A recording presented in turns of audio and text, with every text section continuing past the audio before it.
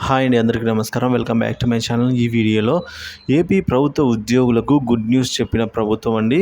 So ఐఆర్పై దృష్టి, కొత్త PRC, pending బకాయిలు కూడా చెల్లిస్తామని అయితే కూటమి ప్రభుత్వం చెప్తోంది.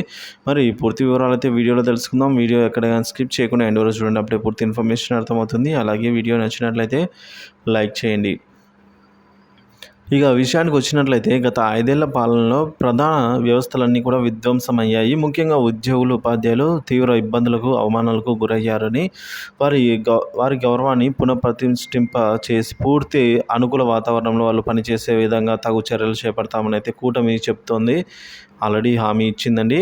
ఇక సిపిఎస్ లేదా జిపిఎస్ విధానాన్ని మరొకసారి పునఃసమీక్షించి ఆమోదయోగ్యమైన పరిష్కారానికి కృషి చేస్తామని ఆమె ఇచ్చింది. అలాగే ఉద్యోగులకు మెరుగైన పీఆర్సీని అమలు చేస్తామని, అలాగే అలవెన్స్ పేమెంట్స్ పైన కూడా పునఃపరిశీలన చేస్తామని, ప్రభుత్వ ఉద్యోగులకు కూటమి ప్రభుత్వం వచ్చిన వెంటనే ఐఆర్ ప్రకటిస్తామని కూడా ఈ విధంగా అయితే చెప్పడం జరిగింది. ఇక రాష్ట్రంలోని ఉద్యోగులకు, పెన్షనర్లకు ప్రతి నెల 1వ తేదీన జీతాలు, పెన్షన్లు చెల్లిస్తామని చెప్పడం, వీరికి రావాల్సిన బకాయిలు కూడా చెల్లించే ఏర్పాట్లు అయితే చేయబడుతుందని అయితే ఎన్డీఏ కూటమి హామీ ఇచ్చిందండి. ఇక పెన్షనర్ల కార్పొరేషన్ ఏర్పాటు దిశగా కూడా చర్యలు అయితే చేపట్టబోతోంది. తక్కువ జీతాలు పొందే అవుట్సోర్సింగ్, కాంట్రాక్టు, కన్సాలిడేట్ ఉద్యోగులకు ప్రభుత్వ పథకాలు వర్తింపు చేస్తామని చెప్పేసి హామీ ఇవ్వడం జరిగింది. సో ఆ దిశగా అయితే ఎన్డీఏ కూటమి దూసుకెళ్తుంది. ఇక వాలంటీర్ల గౌరవేతాన్ని కూడా ఏదైతే 5,000 రూపాయలు ఉండేదో దాన్ని 10,000 రూపాయలకు పెంచి ఇవ్వడం అయితే జరుగుతుంది. సో ముఖ్యంగా మనం చూసుకున్నట్లయితే వచ్చిన వెంటనే ఐఆర్ ప్రకటిస్తామని అయితే చెప్పడం జరిగిందండి. సో ఐఆర్ ప్రకటించే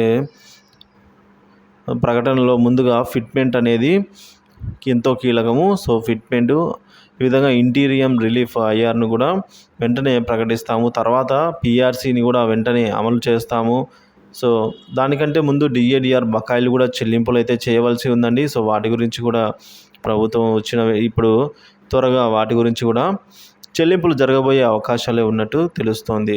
సో ఇదేంటి ఇప్పటి వరకున్న స్థాయి సమాచారం. అలాగే సిపిఎస్ను కూడా రద్దు చేయడానికే లేదా పునఃపరిశీలించి ఏమైనా మార్పులు, చేర్పులు కోరుతుంటే చేయడానికో, సో ఇవన్నీ కూడా సిపిఎస్కి 1 సంవత్సరం గడువు అయితే తీసుకోవడం జరిగిందండి. సంవత్సరం లోపల సో పూర్తిగా సిపిఎస్ కాంట్రిబ్యూషన్ పెన్షన్ స్కీమ్కి సంబంధించిన అన్ని సమస్యలను పరిష్కారం చేస్తామని అయితే హామీ ఇవ్వడం జరిగింది.